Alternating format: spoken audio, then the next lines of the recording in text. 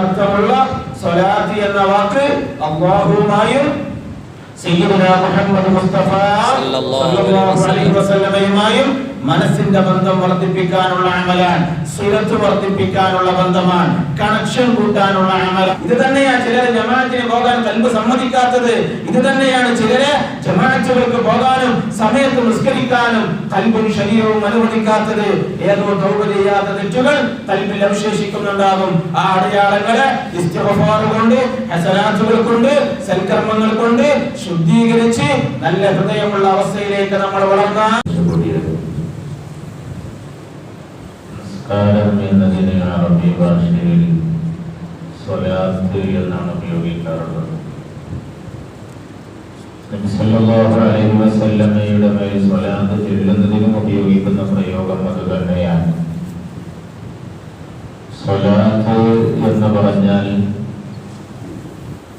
വ്യത്യസ്തമായ അർത്ഥങ്ങളുണ്ടെങ്കിലും അതിലെ ഒരു പ്രധാന അർത്ഥം ബന്ധം രൂപപ്പെടുത്തുക എന്നാണ്. സിലത്ത് എന്ന പദവുമായി ബന്ധമുള്ള പദമാണ് സ്വലാത്ത്.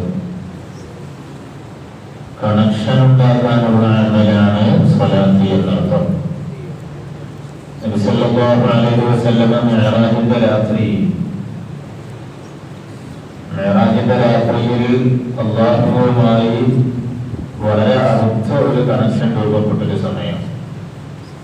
ചേർന്നുകൊണ്ട് സംസാരിച്ചതിന് പകരം സത്യവിശ്വാസികളായ മുഅ്മിനീങ്ങൾക്ക് അല്ലാഹു മിഅ്റാജായി സമ്മാനിച്ച ഗിഫ്റ്റായിരുന്നു അറബി ഭാഷയിൽ സ്വലാത്ത് എന്നും മലയാളത്തിൽ നമ്മൾ നിസ്കാരം എന്നും വിളിക്കുന്ന ഇബാദത്ത്. അത് അല്ലാഹുവിനോട് നബി സല്ലല്ലാഹു അലൈഹി വസല്ലമയോടും ബന്ധം വർദ്ധിപ്പിക്കാനുള്ള അമലാണ്.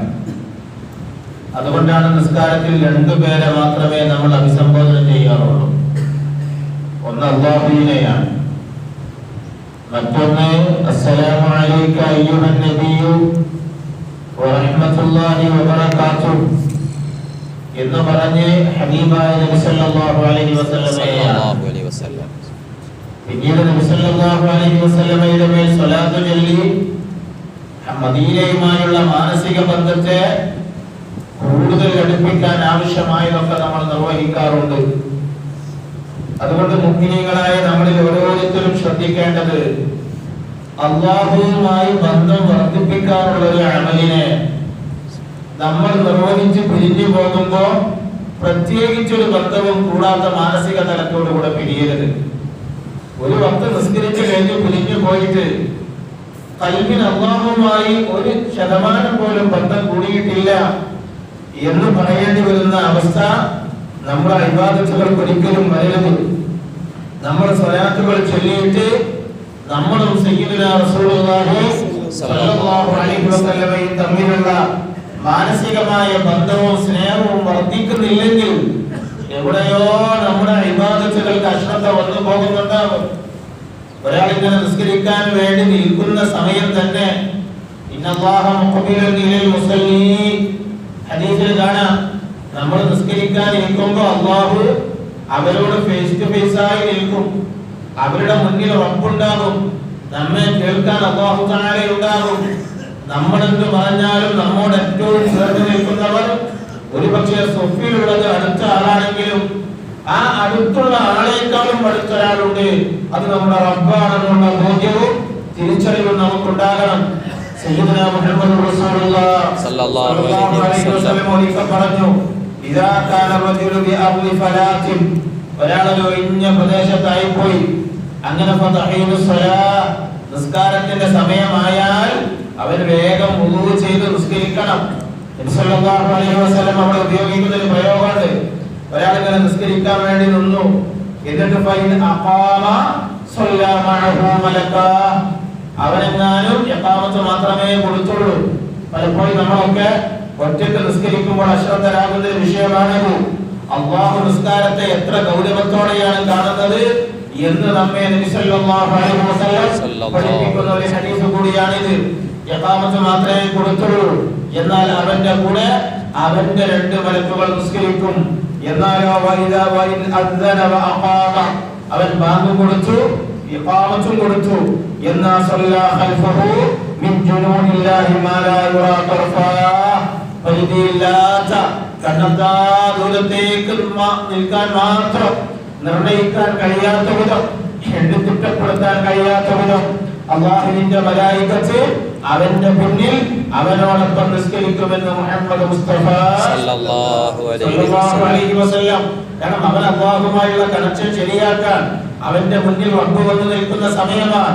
അപ്പോൾ അവന്റെ പിന്നിൽ ലക്ഷക്കണക്കായ കോടിക്കണക്കായ മലായികത്ത് വന്നു നിൽക്കുമെന്ന് നബി സല്ലല്ലാഹു അലൈഹി വസല്ലം പഠിപ്പിക്കുന്നു. ഇമാം അബൂ ഹമീദ് അൽ-ഗസാലി റളിയല്ലാഹു അൻഹു പറഞ്ഞു, അവന്റെ മൻകിബ് മുതൽ അല്ലാഹുവിന്റെ സമാഉ ദുനിയ വരെ മലായികത്ത് ക്യൂ നിൽക്കുമെന്നാണ്. ഇവൻ എന്തു പറഞ്ഞാലും ഒന്ന് ആമീൻ പറയാൻ, ഇവൻ റബ്ബ് ഗഫർലി എന്ന് പറഞ്ഞാൽ ആമീൻ പറയാൻ, ഇവൻ അല്ലാഹുമ്മ ഗഫർലി മാ ഖദ്ദംതു, പടച്ചോനെ ഇതുവരെ കുറെ തെറ്റൊക്കെ പറ്റിപ്പോയിട്ടുണ്ട്, എനിക്കൊന്ന് പുറത്തു തരണം എന്ന് പറയുമ്പോൾ ആമീൻ എന്ന് പറയാൻ അല്ലാഹുവിന്റെ സൈന്യങ്ങളായ ലക്ഷക്കണക്കായ മലായികത്ത് അവന്റെ നിസ്കാരത്തിൽ അവന്റെ പിന്നിൽ വന്നു നിൽക്കുമെന്ന് അഷ്റഫുൽ ഖൽഖ് നബി മുഹമ്മദ് മുസ്തഫ സല്ലല്ലാഹു അലൈഹി വസല്ലം. ചിലപ്പോൾ നമ്മൾ വുളൂയിലും അശ്രദ്ധരാകും, നിസ്കാരത്തിലും അല്ലാതെ അശ്രദ്ധരായി പോകും. അൽ വുളൂ എന്നുള്ള വാക്ക് പോലും അൽ വുളൂ മിനൽ വദാഅ, മഹാന്മാരായ സ്വാലിഹീങ്ങൾ പഠിപ്പിച്ചു, പ്രകാശം എന്ന അർത്ഥമുള്ള പ്രയോഗത്തിൽ നിന്ന് വന്ന പ്രയോഗമാണ് വുളൂ എന്നുള്ളത്. ഈ മുഖത്തിന് പ്രകാശം തരാനുള്ള അമലാണ്. ഖിയാമത്ത് നാളിൽ നമ്മുടെ ഐഡന്റിറ്റിയെ വുളൂആണ്. നമ്മൾ റസൂലുള്ളാഹിന്റെ ഉമ്മത്താണ് സല്ലല്ലാഹു അലൈഹി വസല്ലം എന്ന് തിരിച്ചറിയാനുള്ള അടയാളം വുളൂ ചെയ്ത അവയവങ്ങളിലുള്ള പ്രകാശമാണെന്ന് നബി സല്ലല്ലാഹു അലൈഹി വസല്ലം പഠിപ്പിച്ചിട്ടുണ്ട്. സുർറൻ മുഹജ്ജലീൻ എന്നാണ് നമ്മെ വിളിക്കപ്പെടുന്നത്. വുളൂ ചെയ്തതുകൊണ്ട് മുഖത്തിൽ വെളിച്ചമുണ്ടാകും, വുളൂ ചെയ്തതുകൊണ്ട് കൈകളിൽ വെളിച്ചമുണ്ടാകും. നമ്മൾ ഇന്നിങ്ങനെ ജുമുഅക്ക് വേണ്ടി വുളൂ ചെയ്തപ്പോ ആ മുഖത്തുള്ള വെള്ളത്തുള്ളികൾ ഇങ്ങനെ ഉറ്റി വീഴുമ്പോ മുഖത്തിൽ നിന്നുള്ള വെള്ളത്തുള്ളികൾ മാത്രമല്ല ഉറ്റിയത്, ആ മുഖത്തുള്ള പൊടിപടലങ്ങൾ മാത്രമല്ല നീങ്ങിയത്, പകരം നമ്മുടെ മുഖം കൊണ്ട് എപ്പോഴൊക്കെയോ ചെയ്തു പോയ, കണ്ണുകൊണ്ട് എപ്പോഴോ കണ്ടുപോയ ഹറാമുകൾ, മോശമായി നമ്മൾ സംസാരിച്ചു പോയ ഹറാമുകൾ നമ്മുടെ മുഖത്തിൽ നിന്നിങ്ങനെ ഒലിച്ചിറങ്ങുകയാണെന്ന് നബി സല്ലല്ലാഹു അലൈഹി വസല്ലം പഠിപ്പിക്കുന്നു. കാല് വരെ കഴുകി കാലിൽ നിന്ന് അവസാനത്തെ തുള്ളി വെള്ളവും അങ്ങൊലിച്ചു പോകുന്നതോടെ എല്ലാ ദോഷവും പൊറുക്കപ്പെടുമെന്നാണ് ഒരു ഹദീസിലുള്ളത്. ഉമ്മ പ്രസവിച്ച കുട്ടിയെ പോലെയാകുമെന്നാണ് ഒരു ഹദീസിലുള്ളത്. ത്വഹറല്ലാഹു ജസദഹു കുല്ലഹു എന്നാണ്.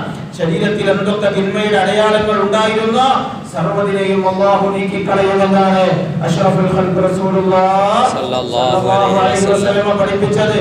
നമ്മൾ വുളൂയിൽ മുഖം കഴുകുന്നത് തന്നെ അതിന്റെ പിന്നിലെ രഹസ്യങ്ങളിലെ ഒരു രഹസ്യം ഖിയാമത്ത് നാളിൽ മുഖം പ്രകാശിക്കാൻ വേണ്ടി ചെയ്യുന്ന അമലാണ്.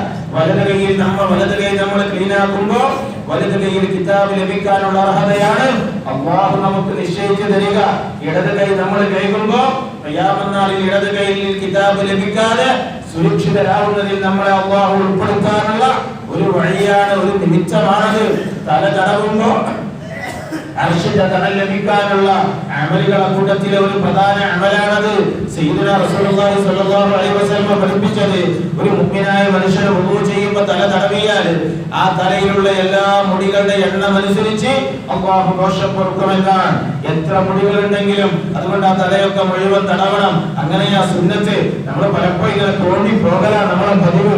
ഒരു 4 മുടിക്ക് നമ്മുടെ വുളൂ കിട്ടൂ, അങ്ങനെ ആവരുത്. അങ്ങനെ ആയാലും വുളൂ ശരിയാവില്ല എന്നല്ല, വുളൂ ശരിയാകും.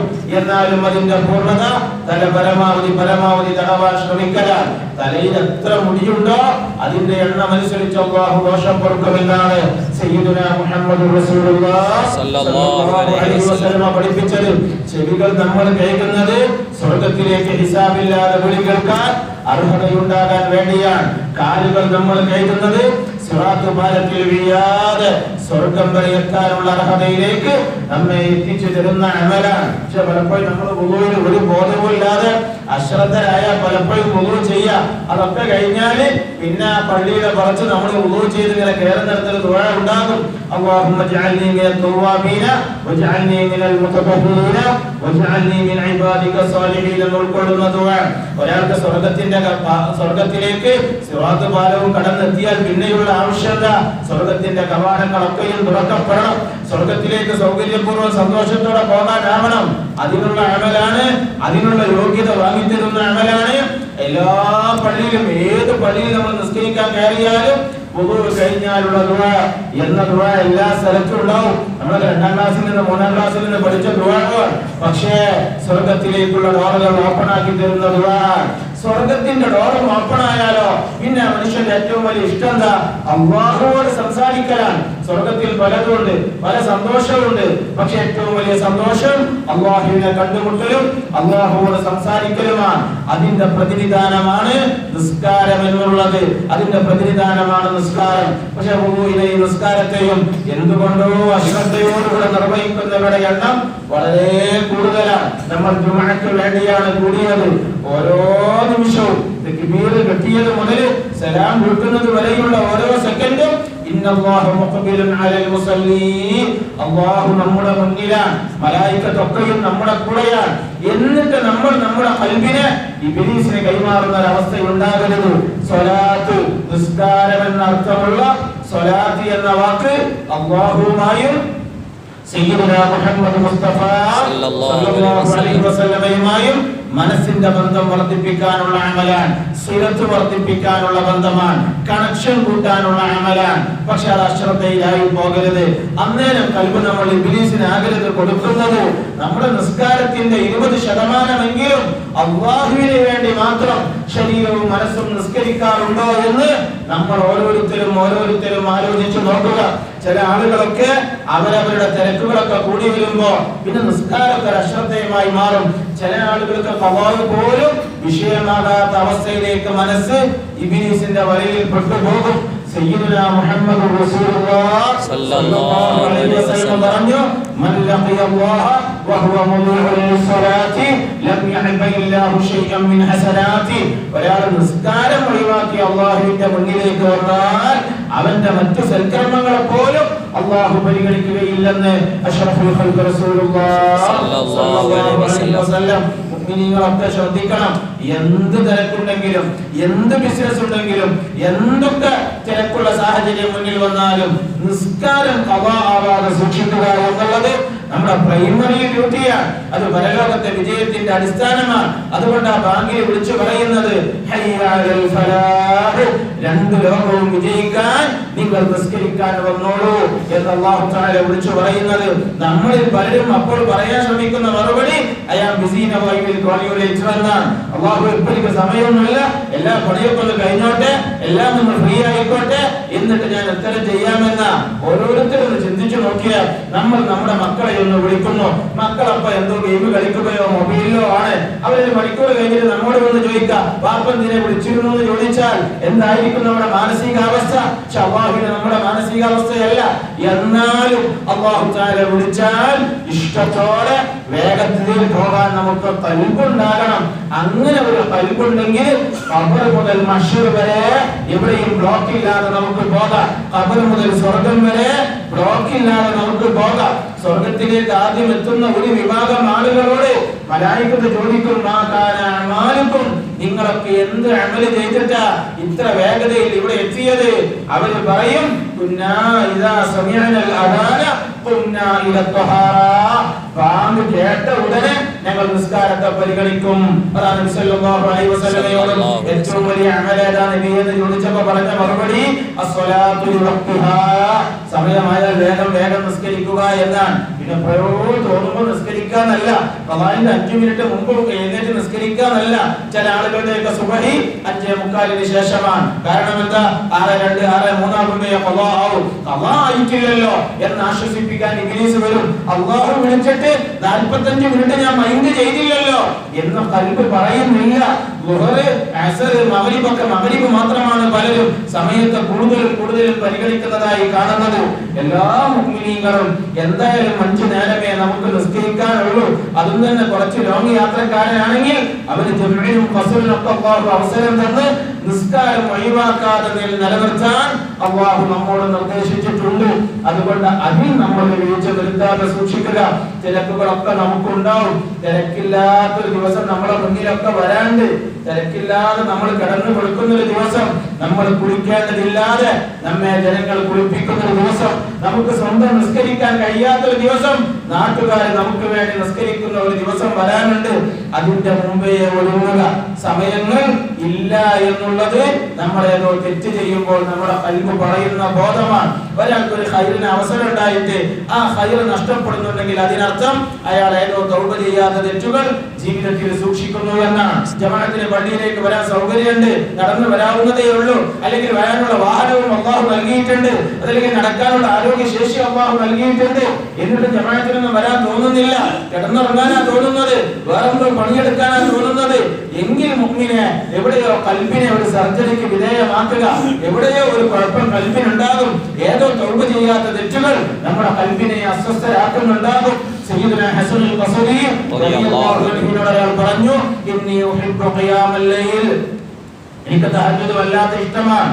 ഞാൻ തഹജ്ജുദിന് വേണ്ടി ഒരുങ്ങും, തഹജ്ജുദിന് വുളു ചെയ്യാനുള്ള വെള്ളമൊക്കെ റെഡിയാക്കി വെക്കും. പക്ഷേ സമയമായാൽ എന്റെ തല പൊന്തുന്നില്ല, ഞാൻ എണീക്കുമ്പോഴേക്കങ്ങ് ബാങ്ക് വിളിച്ചു പോവുക, എനിക്ക് തഹജ്ജുദ് ഒന്നും നഷ്ടപ്പെടുക. ഇത് പറഞ്ഞപ്പോൾ ഹസനുൽ ബസരി റളിയല്ലാഹു അൻഹു പറഞ്ഞ മറുപടി, നീ അതോ തെറ്റ് ചെയ്ത് തൗബ ചെയ്യാതെ പോയിട്ടുണ്ടാകും, ആ തെറ്റ് നിന്നെ പിടിച്ചു വെക്കുന്നതാ. ഇത് തന്നെയാണ് ചിലരെ ജമാഅത്തിന് പോകാൻ ഖൽബ് സമ്മതിക്കാത്തത്. ഇത് തന്നെയാണ് ചിലരെ ജമാഅത്തുകൾക്ക് പോകാനും സമയത്ത് നിസ്കരിക്കാനും ഖൽബും ശരീരവും അനുവദിക്കാത്തത്. ഏതോ തൗബ ചെയ്യാത്ത തെറ്റുകൾ ഖൽബിൽ അവശേഷിക്കുന്നുണ്ടാകും. ആ അടയാളങ്ങളെ ഇസ്തിഗ്ഫാർ കൊണ്ട്, ഹസനാത്തുകൾ കൊണ്ട്, സൽക്കർമ്മങ്ങൾ കൊണ്ട് ശുദ്ധീകരിച്ച് നല്ല ഹൃദയമുള്ള അവസ്ഥയിലേക്ക് നമ്മൾ വളർന്നാൽ ഇബാദത്തുകളൊന്നും നമുക്ക് ഭാരമാകില്ല. അല്ലാഹു തആല നല്ല സജ്ജനങ്ങളുടെ കൂട്ടത്തിൽ, നല്ല തൗഫീഖുള്ളവരുടെ കൂട്ടത്തിൽ അല്ലാഹു നമ്മെ ഉൾപ്പെടുത്തി തരട്ടെ. നല്ല സ്വാലിഹീങ്ങളിൽ അല്ലാഹു നമ്മെ ഉൾപ്പെടുത്തട്ടെ. മരണം വരെ ഒരു വക്ത് നിസ്കാരം പോലും സമയം തെറ്റാതെ സാധ്യമാകുന്ന എല്ലാ ആദാബുകളും പാലിച്ചുകൊണ്ട് നിർവഹിക്കുന്നവരെ അല്ലാഹു